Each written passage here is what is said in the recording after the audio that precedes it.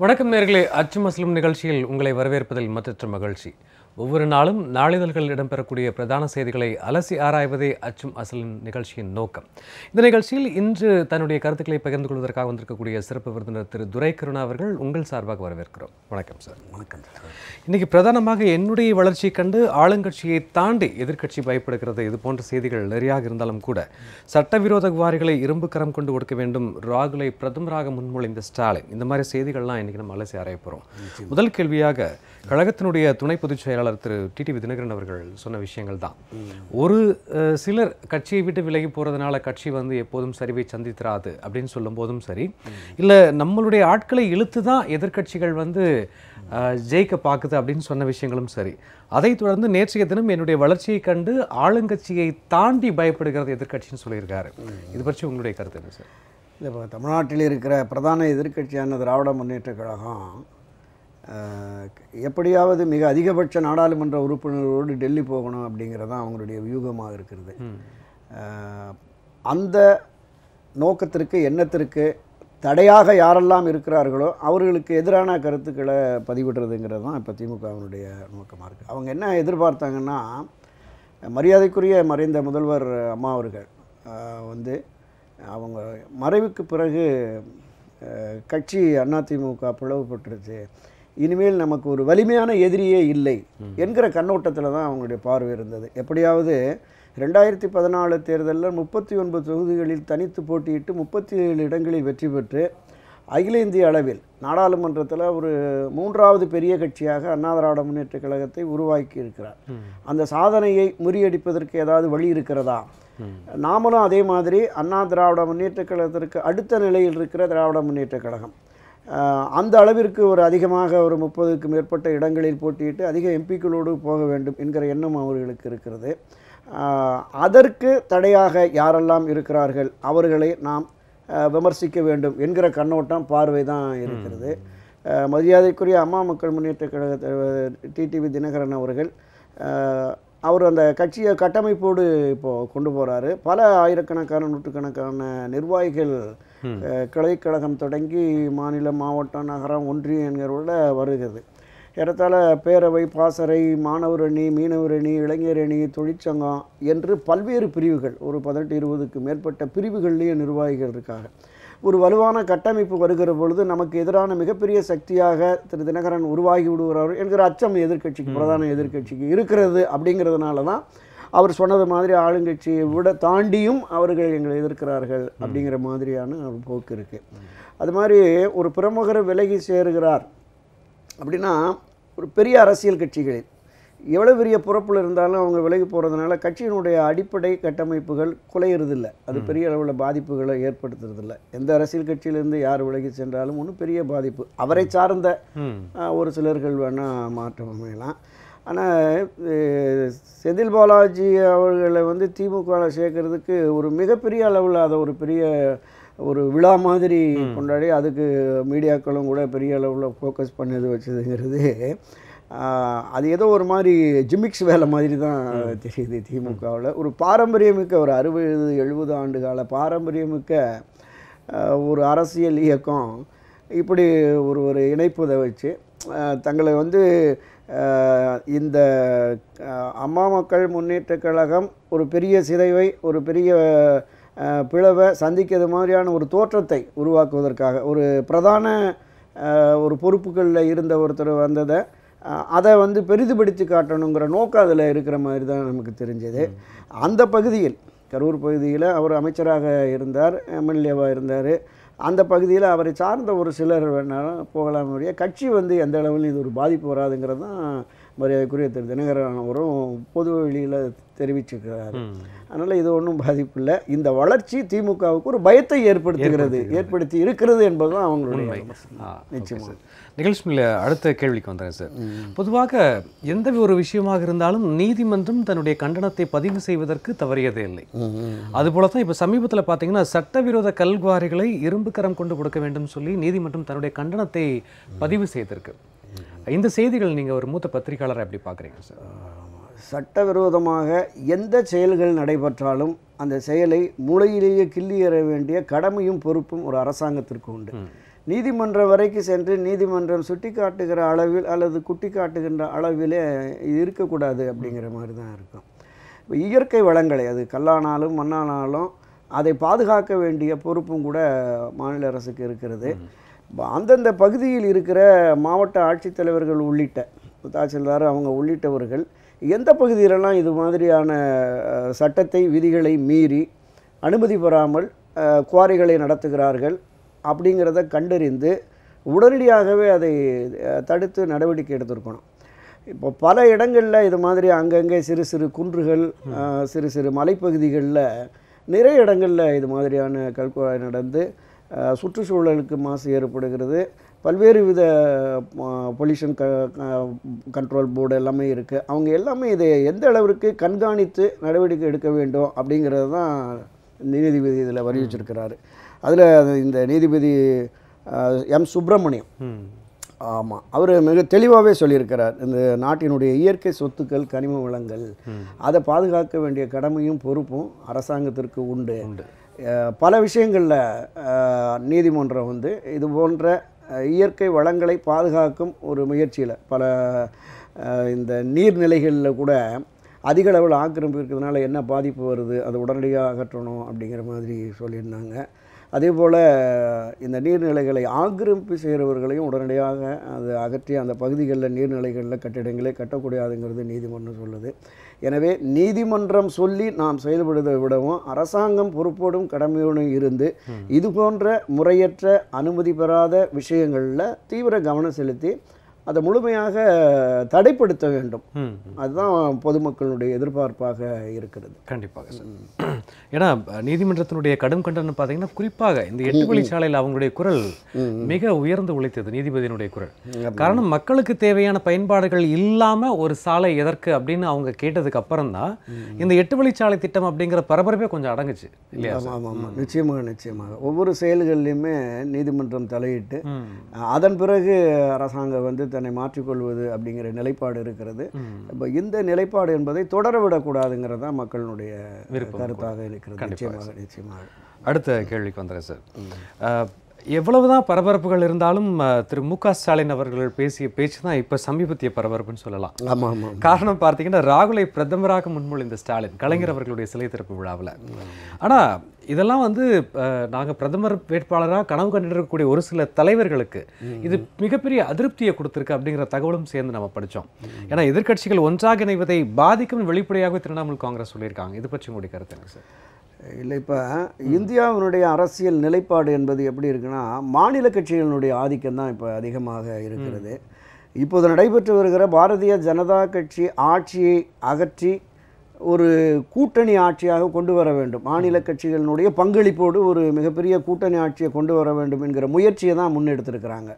திருமதி மம்தா பானர்ஜி ஆகட்டும் சந்திரபாபு நாயுடு ஆகட்டும் அந்த முயற்சியை தான் எடுத்தாங்க.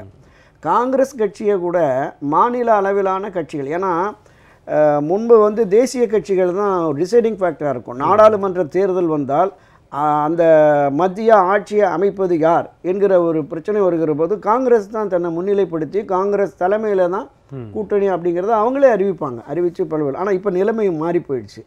மாநில கட்சிகள் தான் இப்போ வலுவாக இருக்கிறதுனால அந்தந்த மாநில கட்சிகள் அங்கே காங்கிரஸுக்கு என்ன இடம் கொடுக்குதோ அதை தான் அவங்க வாங்கிட்டு இருக்கிற மாதிரியான இருக்குது. ஆக ஒரு பலகீனமான நிலையில் காங்கிரஸ் இருப்பதால் தான் காங்கிரஸ் கட்சியை ராகுல் பிரதமர் வேட்பாளர்னு முன்னிலைப்படுத்துகிறேன், தேர்தல் வர்றதுக்கு முன்னாடி பார்ப்போம் அப்படிங்கிற மாதிரி சொல்லியிருக்கிறாங்க.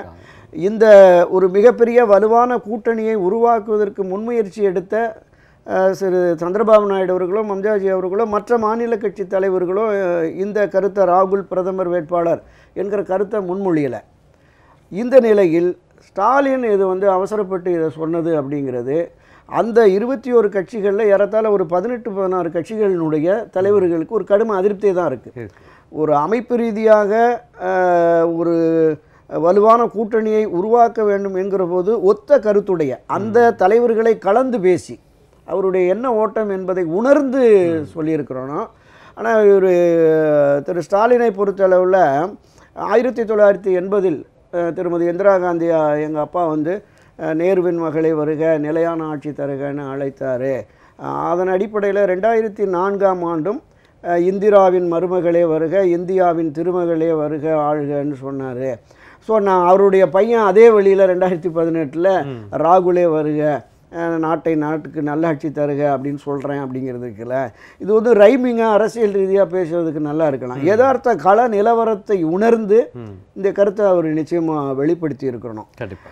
ஒரு மிகப்பெரிய வலுவான கூட்டணியை அமைப்பதற்கான அந்த முன்முயற்சிக்கு இது ஒரு இடையூறாக தடையாக இருந்து விடுமோ அப்படிங்கிறது தான் இப்போ மற்றவங்கள் கருத்து. நீங்கள் இடதுசாரிகளும் அதை பிரதமர் வேட்பாளர் என்பது தேர்தல் முடிவுக்கு பிறகு தான். நீங்கள் எதிரெதிர் அணியாக போட்டியிட்ட சில கட்சிகள் கூட வரலாம்.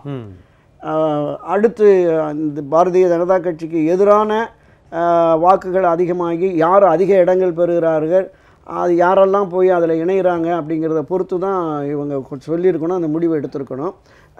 ஸ்டாலினுடைய அந்த கருத்து என்பது அவசரப்பட்டு விட்டாரோ, இந்த வலுவான கூட்டணிக்கு எதிராக இது அமைந்து விடுமோ அப்படிங்கிற மாதிரி தான் பொதுவெளிகளில் பார்வை இருக்கு. கண்டிப்பாக சார். ஏன்னா ராகுல் காந்தி அவர்கள் சொன்ன மாதிரி செய்திகள் கூட நேற்றைய நாளிதழ்களில் வந்து இருந்துச்சு.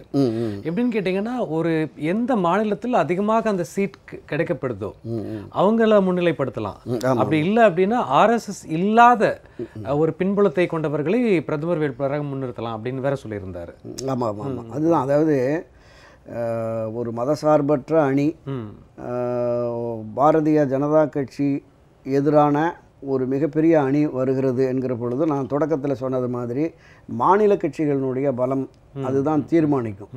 அப்போ மாநில கட்சிகள்லாம் ஒன்றிணைந்து இந்தியா முழுமைக்குமாக ஓரளவுக்கு அதிக இடங்களை காங்கிரஸ் கட்சி பெற்றிருக்குமே என்றால் காங்கிரஸ் முன்னிலைப்படுத்தி காங்கிரஸ் தலைமையில் ஆட்சி அமையும் அப்படிங்கிற முடிவை அப்போ தான் எடுக்க முடியும்.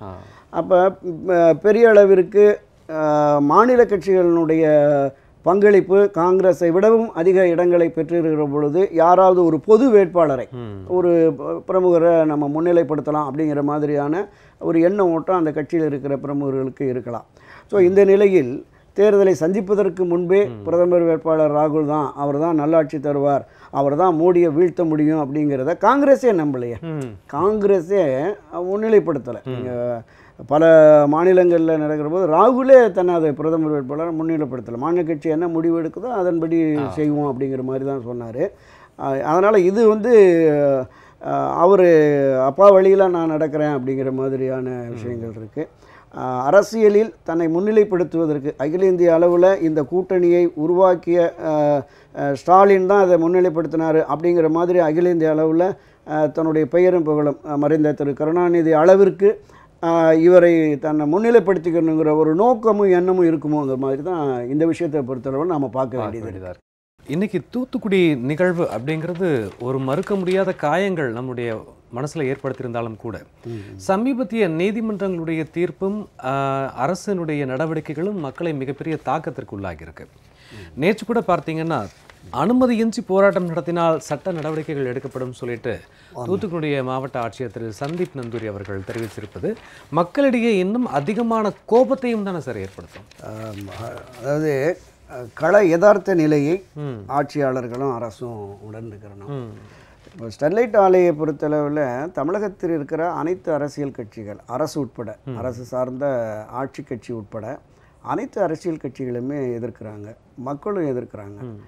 ஆக ஒட்டுமொத்தமாக மக்களுடைய எதிர்ப்பு ஒரு மிகப்பெரிய போராட்டம் வந்து துப்பாக்கி சூடு நடத்தி ஒரு 13 உயிர்கள் பலியான நிலையில் தான் சட்டசபையில் தீர்மானம் நிறைவேற்றி முழுவதுமாக அது தடைப்படுத்தப்படுகிறது, அது மூடப்படுகிறது என்று அறிவித்ததுக்கு பிறகு அந்த நிறுவனம் பசுமை தீர்ப்பாயத்துக்கு போய் இப்படி ஒரு தீர்ப்பை வாங்கிட்டு வந்திருக்காங்க. இதில் இப்போ மத்திய அரசும் தீர்ப்பாயமும் உச்சநீதிமன்றமும் கூட மக்களுடைய கருத்தறிந்து செயல்படணும் அப்படிங்கிறது தான் நாம் பார்க்கணும். எது மிக அளவில் பெரிய அளவில் பாதிக்கப்படுகிறது என்று மக்களும் அரசும் விரும்புகிறதோ அதை மறுபடியும் கொஞ்சம் வலியை திணிக்கிறதுங்கிறது இருக்குல்ல, அந்த ஒரு பிக் பிரதர் ஆட்டிடியூட், ஒரு பெரிய அண்ணன் மனப்பான்மை மத்திய அரசுக்கும் மத்திய அரசு சார்ந்த நிறுவனங்களுக்கு இருக்கும் அப்படிங்கிற மாதிரி தான் தமிழ் மக்களுடைய பார்வை இருக்கிறது. உதாரணத்துக்கு முன்னாள் முதலமைச்சர் மரியாதைக்குரிய அம்மா அவர்கள் முதலமைச்சராக இருக்கிற போது இந்த மக்களை பாதிக்கின்ற எந்த ஒரு திட்டத்தையும் நான் அனுமதிக்க மாட்டேன் அப்படின்னு உறுதியோடு இருந்து அந்த சேலம் பகுதியில் பூமிக்கு அடியில் அந்த கெயில் குழாய் பதிக்கிற திட்டத்தை உடனடியாக தடைப்படுத்துகிறாங்க. இந்த ஸ்டெர்லைட் ஆலை தொடர்பாகவும் அவங்க சொல்லியிருக்கிறாங்க.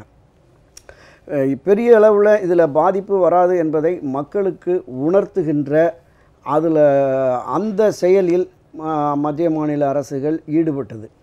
விஞ்ஞானிகள்லாம் போய் ஆய்வு எடுத்துகிறாங்க. ஆனால் அங்கு வாழுகிற மக்கள் அதனுடைய அந்த தாக்கத்தால் பாதிப்புகள் உருவாகிறது என்று ஏறத்தாழ 100-150 கிராமங்கள் சேர்ந்து அதை ஒரு போராட்டத்தை முன்னெடுக்கிறாங்க. அந்த போராட்டத்திற்கு தமிழகத்தில் இருக்கிற அனைத்து அரசியல் கட்சிகளும் பல்வேறு அமைப்புகளும் பொதுநல தன்னார்வ தொண்டு நிறுவனங்களும் கூட அந்த போராட்ட களத்தில் இருந்து பண்ணியிருக்காங்க. அப்போ இதனுடைய அந்த தீவிரத்தன்மையை உணர்ந்து தான் அரசாங்கமும் ஏற்கனவே மாசு கட்டுப்பாடு வாரியம் மூலமாக தடை விதித்தாங்க. அதை தொடர்ந்து அதனுடைய அந்த மின் சப்ளையை துண்டித்தாங்க. எல்லோருடைய கோரிக்கையை ஏற்று உடனடியாக தடை செய்யப்படுகிறது அப்படின்னு சொல்லிட்டாங்க. இப்போ இந்த நிலையில் பசுமை தீர்ப்பாயத்தினுடைய உத்தரவின் அடிப்படையில் ஆலை திறக்கப்படுமோங்கிற போது அங்கே ஒரு பதட்ட நிலை இருக்குது. அது எயில்பா அந்த பகுதியில் இவ்வளவு காலம் போராடி ஒரு நாட்கள் தொடர் போராட்டம், பல ஆண்டுகளாக பல்வேறு வகையிலான போராட்டம், 100 நாட்கள் தொடர்ந்து உண்ணாவிரத போராட்டம் வேறு. ஆமாம். பல ஆண்டுகளாக தொடர் போராட்டங்கள் நடத்தினாலும் இறுதி கட்டத்தில் அந்த 100 நாட்கள் போராட்டங்கிறது ஒரு மிகப்பெரிய அளவில் சாதாரண குழந்தைகள் மாணவர்களிலிருந்து அந்த எல்லா மக்களுமே திரண்டு நடந்த போராட்டம். அது 100வது நாள் ஒரு அசம்பாவிதமும் நடந்து உயிரிழப்பும் நடந்துருச்சு. அதனால தான் அரசாங்கம் மிக தீவிரமாக அதை எடுத்து ஒரு அரசே அமைச்சரவை கூடி முடிவு எடுத்து தான் இதை பண்ணியிருக்கிறாங்க. ஸோ இப்போ இந்த பசுமை தீர்ப்பாயத்திற்கு எதிராக உச்சநீதிமன்றத்திலும் அரசு வழக்கு தொடுக்குது. இந்த தீர்ப்பு எப்படி வருகிறது, நிரந்தரமாக அது மூடப்படுகிறதா அல்லது திறப்பதற்கான வாய்ப்பு இருக்கிறதா என்பதை உணர்ந்து பொதுமக்கள் மீண்டும் தீவிர களத்தில் இறங்கலாம். அதில் பல்வேறு விதமான குழுக்கள் அங்கே போய் இந்த போராட்டத்தை மீண்டும் முன்னெடுப்பதற்கான வாய்ப்பு இருக்கிறதுன்னு அரசு கருதி தான் ஆட்சியர் இந்த உத்தரவை போட்டிருக்கிறார். அனுமதியின்றி போராட்டம் நடத்தினா உடனடியாக நடவடிக்கை எடுப்போம் அப்படின்னா, அந்த பள்ளி கல்லூரி மாணவர்களை போராட்டத்துக்கு தூண்டினாலும் நடவடிக்கை எடுப்போம், அனுமதியின்றி போராட்டம் நடத்தினால் சட்ட நடவடிக்கைகள் எடுக்கப்படும் அப்படிங்கிற மாதிரி அது சொல்லியிருக்காரு. இப்போ 144 எதுவும் உத்தரவு பிறப்பிக்கலை என்றாலும் கூட இந்த போராட்டம் மீண்டும் ஒரு பெரிய அளவில் தீவிரப்படுத்தப்படுமோ என்கிற அந்த தகவல்கள் அவங்களுக்கு தெரிஞ்சதுனால இதை எடுத்திருக்கிறாங்க.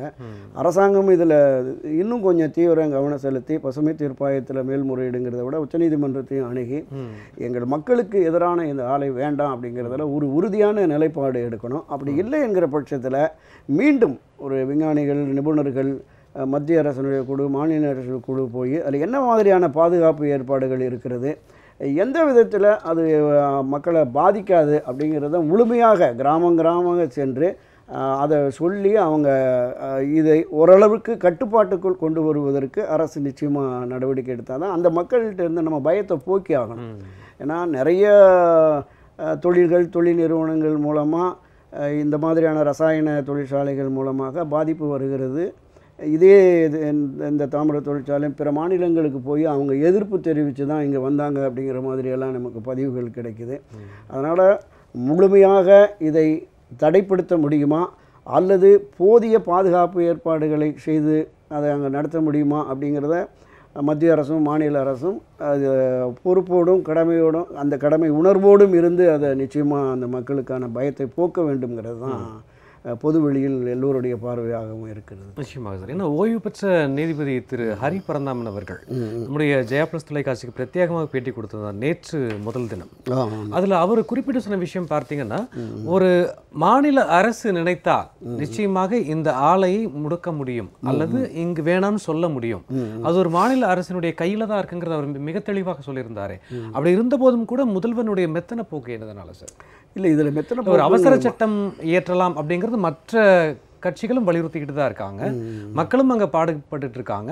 ஆனால் இது சம்பந்தமாக எடப்பாடி பழனிசாமி அவர்கள் இன்னும் ஒரு பதில் கூட இன்னும் அறிவிக்காமே இருக்காரு. இல்லைப்பா, அது தொடர்பாக அமைச்சரவையில் இடம்பெற்றிருக்கிற முதலமைச்சர் தெரிவிக்காவிட்டாலும் அமைச்சரவையில் இடம்பெற்றிருக்கிற திரு ஜெயக்குமார், மாஃபா பாண்டியராஜன் போன்றவர்கள் இது தொடர்பாக கருத்து சொல்லியிருக்காங்க. திரு மாஃபா பாண்டியராஜனை பொறுத்தவரை என்ன சொல்கிறாருன்னா, இது போன்ற தாமிர தொழிற்சாலைகளை நாங்கள் தமிழகத்தில் அனுமதிக்க மாட்டோம் என்று ஒரு அவசர சட்டம் மூலமாகவோ அல்லது அரசாங்கம் ஒரு கொள்கை முடிவோ எடுத்து அறிவித்து விட்டால் இது சார்ந்த எந்த தொழிற்சாலையுமே தமிழ்நாட்டிற்கு வர முடியாது. அதனால் இதை எச்சரிக்கையோடு தான் நம்ம செயல்படணும் அப்படிங்கிற மாதிரி சொல்லியிருக்கிறாரு. நான் அதுதான் தொடக்கத்தில் சொன்னேன். ஒரு அவசர சட்டம் கொண்டு வந்தோ அல்லது ஒரு அமைச்சரவை கூடி கொள்கை முடிவு எடுத்தோ இது முழுமையாக தடைப்படுத்தினால் இது சார்ந்த அடுத்தடுத்த தொழில்களில் வேறு பல தொழில்களும் ரசாயனம் சார்ந்த தொழில்களும் தமிழகத்திற்கு வருவதில் மிகப்பெரிய அளவில் பாதிப்பு ஏற்படும். அதனால் வேலைவாய்ப்பு நமக்கு கிடைக்கிற வருமானங்கள் போயிடும் அப்படிங்கிற மாதிரி அமைச்சர்கள் சொல்லியிருக்கிறாங்க. இந்த ஸ்டெர்லைட் ஆலையை பொறுத்த அளவில் நான் ஏற்கனவே சொன்ன மாதிரி இதன் மூலம் பாதிப்பு இல்லை என்பதை மாநில அரசும் மத்திய அரசும் உறுதிப்படுத்தணும். அவங்களுக்கு உரிய பாதுகாப்பு ஏற்பாடுகளை செய்யணும். பாதிப்பு வருகிற பொழுது அவர்களுக்கான நிவாரணத்தையும் உடனடியாக அறிவித்து அது பண்ணணுமே தவிர இதில் திடீர்னு மக்கள் போராட்டம் வந்தது நான் தடைப்படுத்துகிறேன் அப்படிங்கிறதோ, அது எங்கே ஒரு தடை ஏற்பட்டாலும் கூட நீதிமன்றம், உச்சநீதிமன்றம் இந்த மாதிரி தீர்ப்பாயங்கள் போகிற போது அந்த தடை உடைந்து தான் வருகிறது. அது தீர்ப்பாயம் வந்துருச்சு உடனே திறந்துருவோம் அப்படிங்கிற மாதிரி எல்லாம் போயிடாமல், ஏன்னா பல தீர்ப்புகள் நாம் பார்த்துருக்கோம். உச்சநீதிமன்ற தீர்ப்புகளை நம்ம அருகில் இருக்கிற கர்நாடக மாநிலமும் கேரள மாநிலமும் எந்த அளவுக்கு கடைப்பிடிச்சாங்கிறத நாம் பார்த்துருக்கோம். எனவே தீர்ப்பு வந்துருச்சு நாங்கள் உடனே திறக்க அனுமதிக்கணுங்கிற இல்லாமல் மக்களை முழுமையாக கன்வின்ஸ் பண்ணி உண்மையிலேயே ஆபத்து இருந்ததால் வேண்டாம் வேற ஒரு தொழிற்சாலை கொண்டு வந்தாலும் அது அரசு கொஞ்சம் தீவிரமாக கடுமையாக நடவடிக்கை எடுக்கணுங்கிறது தான் அந்த பகுதி மக்களினுடைய ஒட்டுமொத்த தமிழ் மக்களினுடைய வேண்டுகோளாகவும் பார்வையாக இருக்குது. கண்டிப்பாக சார். அடுத்து இன்னைக்கு பிரதான செய்திகள் பார்த்தீங்கன்னா சார், முத்தலாக் மசோதா மக்களவையில் மீண்டும் தாக்கல் செய்யப்பட்டிருக்கு. இதில் காங்கிரஸ்லேருந்து திரு சசி தரூர் அவர்கள் மிக கடுமையாக எதிர்ப்பு தெரிவிச்சிருக்கார். எதிர்ப்பும் இருக்குது, கடும் தாக்கு அதெல்லாம் சில பேச்சுக்களும் இருக்குது. இந்த முத்தலாக் மசோதா இதை பற்றி கொஞ்சம் விரிவாக சொல்லுங்கள் சார். இது பொதுவாக ஒரு மதம் தொடர்பான விஷயம்தான் பார்க்கணும். அந்த இஸ்லாமியர்களை பொறுத்தளவில் அவங்களுக்கான ஒரு சரியத் சட்டம் என்று ஒரு தனி சட்டத்தை வைத்திருக்கிறார்கள். நாம் என்னதான் ஒரே நாடு ஒரே மக்கள் ஒரே சட்டம் என்று பேசினாலும் கூட அந்தந்த சமுதாய மக்கள், ஏன்னா இது ஒரு மத சார்பற்ற நாடு, சிறுபான்மை சமுதாயத்தினரை பாதுகாக்க வேண்டிய கடமையும் பொறுப்பும் இருக்கிறது. இப்போ இது தொடர்பாக ஒரு அவசர சட்டத்தை கொண்டு வந்து நிறைவேற்றினார்கள். திரும்ப ஒரு அவசர சட்டம் கொண்டு வந்தால் 6 மாதத்திற்குள்ளே அது சட்டமாக்கப்பட வேண்டும். நாடாளுமன்றத்தில் விவாதத்திற்கு வைத்து சட்டமாக்கப்பட வேண்டும். அந்த வகையில் மக்களவையில் பாரதிய ஜனதா கட்சிக்கு கூடுதல் ஆதரவு இருந்ததுனால மக்களவை நிறைவேறியது. இப்போ மாநிலங்களவையில் அது நிறைவேறாமல் போயிடுச்சு. பாரதிய ஜனதா கட்சியோ மத்திய அரசோ என்ன சொல்கிறாங்கன்னா, எல்லா பெண்களுக்குமே இஸ்லாமிய பெண்களுக்கு பாதுகாப்பு அளிக்கக்கூடிய வகையில் தான் இந்த முத்தலாக் சட்டத்தை நாம் கொண்டு வந்துடுறோம். தலாக் சொல்லி ஒரு பெண்ணுடைய வாழ்க்கையை துளைக்கிற அந்த இதை நாம் ஏற்க முடியாது அப்படிங்கிறாங்க. பொதுவெளியில் இதற்கு வரவேற்பு இருக்குது. ஓரளவுக்கு இஸ்லாமிய இந்த நவீன சமுதாயத்தில் இருக்கிற இஸ்லாமிய பெண்களிடையே கூட இதில் ஓரளவுக்கு வரவேற்பு இருக்கிறது. காங்கிரஸ் கட்சி இதில் என்ன சொல்கிறாங்கன்னா, சில பிரிவுகள் அரசமைப்பு சட்டத்தினுடைய அடிப்படை தத்துவத்துக்கு எதிராக உள்ளது, மதத்தை அடிப்படையாக வைத்து நடவடிக்கை எடுக்கும் வகையில் மசோதாவில் சில அம்சங்கள் உள்ளன, இது போன்ற ஒரு சட்டத்தை நாடாளுமன்றம் இயற்று என்று நான் நம்பவில்லைங்கிற மாதிரி சொல்லியிருக்கிறேன். ஆக மதம் தொடர்பாக ஏதாவது பாதிப்பு வருகிறதா, அல்லது அந்த மதத்தை அடிப்படையாக வைத்து அவர்களுக்கு பாதிப்பு ஏற்படுவர்கள் இதில் அந்த அம்சங்கள் இருக்கிறதா அப்படிங்கிறத பார்த்து மீண்டும் இந்த மசோதாவில் சில திருத்தங்கள் கொண்டு வந்து அந்த இஸ்லாமிய சமுதாய மக்கள், அந்த இஸ்லாமிய பெரியவர்கள், அவங்க இந்தியா அளவுக்குமான இருக்குது, மாநில அளவிலுமான இஸ்லாமிய அந்த மத குருமார்கள் இருக்கிறாங்க. ஸோ அவர்களையெல்லாம் கலந்து பேசி இதை பண்ணணும். நாம் எடுத்தேன் கவிழ்த்தேன்னு இந்த விஷயத்தை தொடர்றது அப்படிங்கிறது ஒரு மிகப்பெரிய பாதிப்பு தான் ஏற்படுத்தும். அதைத்தான் பிரதான எதிர்க்கட்சி என்கிற முறையில் காங்கிரஸ் கட்சி இந்த எதிர்ப்பை தெரிவித்திருக்கிறது. இப்போ மக்களவையில் இது மாநிலங்களவையில் நிறைவேற்ற இந்த மசோதா இப்போ தாக்கல் செய்யப்பட்டிருக்கிறது. இதை மறுபடியும் அந்த செலக்ட் கமிட்டிக்கு அனுப்பி அதன் மூலமாக மற்ற கருத்துக்கள் காங்கிரஸ் உள்ளிட்ட அங்கு இருக்கிற எதிர்க்கட்சிகள், இஸ்லாமிய பிரமுகர்கள் கலந்து பேசி ஏற்கனவே மக்களவையில் நிறைவேற்றப்பட்ட ஒரு சட்டம் மாநிலங்கள் நிறைவேறினா அது அமலுக்கு வர ஆரம்பிச்சிடும். அமலுக்கு வருவதற்கு முன்பாக அதில் இருக்கிற நிறைகுறைகளை நிவர்த்தி செய்து இஸ்லாமிய மக்களையும் பாதிக்காத வகையில் இந்த சட்ட திருத்தத்தை கொண்டு வரணுங்கிறது தான் மக்களுடைய நோக்கமாக பார்க்கப்படுது. நிறைய விவசாயிகளுடைய தற்போதைய கனவு அப்படின்னு கூட சொல்லலாம். நம்மளுடைய வங்கி கடன் வந்து தள்ளுபடி செய்யப்படணும் அப்படின்னு சொல்லிட்டு. இதற்காக நம்மளுடைய தமிழகத்திலிருந்தும் கூட கிட்டத்தட்ட 100 நாட்கள் டெல்லியில் போராடின விவசாயிகளும் உண்டு. ஆனால் மத்திய பிரதேசத்தில் திரு கமல்நாத் அவர்கள் முதல்வர் ஆன பிறகு முதல் கையெழுத்தே வந்து ரூபாய் 2 லட்சம் வரைக்குமான அந்த விவசாய கடன் வந்து நான் தள்ளுபடி செய்கிறேன், நான் கொடுத்த வாக்குறுதி இதை நான் நிறைவேற்றேன்னு சொல்லி நிறைவேற்றிருக்கார். இது நீங்கள் எப்படி பார்க்குறீங்க? இது வந்து உண்மையிலே வரவேற்கத்தக்க ஒரு அம்சமாக தான் பார்க்குறோம். ஏன்னா இந்தியா விவசாயிகள் நாடு, இந்த நாட்டினுடைய முதுகெலும்பு விவசாயிகள் அப்படின்னு பேசுகிறோம். ஆனால் அந்த விவசாயிகளுடைய முதுகெலும்பை ஒடிக்கிற வகையில் தான் நிர்வாக செயல்பாடுகள்லாம் இருக்குது. ஒட்டுமொத்தமாக இந்தியா முழுமைக்குமான அனைத்து விவசாயிகளையுமே விவசாயிகளுடைய கடனையும் மத்திய அரசே ரத்து செய்தால் கூட பரவாயில்ல, அந்த அளவுக்கு தான் விவசாயிகள் மிகப்பெரிய நெருக்கடியில் இருக்கிறாங்க. பல மாநிலங்கள் ஆயிரக்கணக்கான விவசாயிகள் தற்கொலை செய்யக்கூடிய அளவிற்கு இருக்குது. அவருடைய விளைச்சலுக்கு இப்போ கடந்த வாரம் ஒரு பேட்டியில் பார்த்தேன், ஒரு ஏறத்தாழ ஒரு சிறிய அளவான நிலத்தில் ஒரு 2 லட்சம் ரூபாய்க்கு மேலே நான் செலவு செய்து பண்ணேன், அது எல்லாமே எதுவுமே கிடைக்கல அப்படிங்கிற மாதிரி இருக்குது. நீங்கள் இப்படி லட்சக்கணக்கில் செலவு பண்ணி அவங்களுக்கு தொடர்ந்து நஷ்டம் வருகிற பொழுது அந்த விவசாயிக்கு வேறு மாற்று வழியே தெரியாமல் தான் தற்கொலைக்கு போகிறாங்க. இப்போது சமீபத்தில் கூட சார் நேற்று முதல் நாளும் நீலகிரியில் பார்த்தீங்க அப்படின்னா முட்டைக்கோஸ் வியாபாரிகள் வந்து கிட்டத்தட்ட ஒரு பயிருக்கு வந்து நாங்கள் 7 ரூபாய் வரைக்கும் செலவு பண்ணுறோம், ஆனால் விளைச்சல் அதிகமாக இருந்தால் எல்லாரும் சந்தோஷப்படுவாங்க, ஆனால் நாங்கள் வருத்தப்படுறோம். காரணம் ₹1.50 ஒரு முட்டைக்கோஸ் கேட்குறாங்களாமா.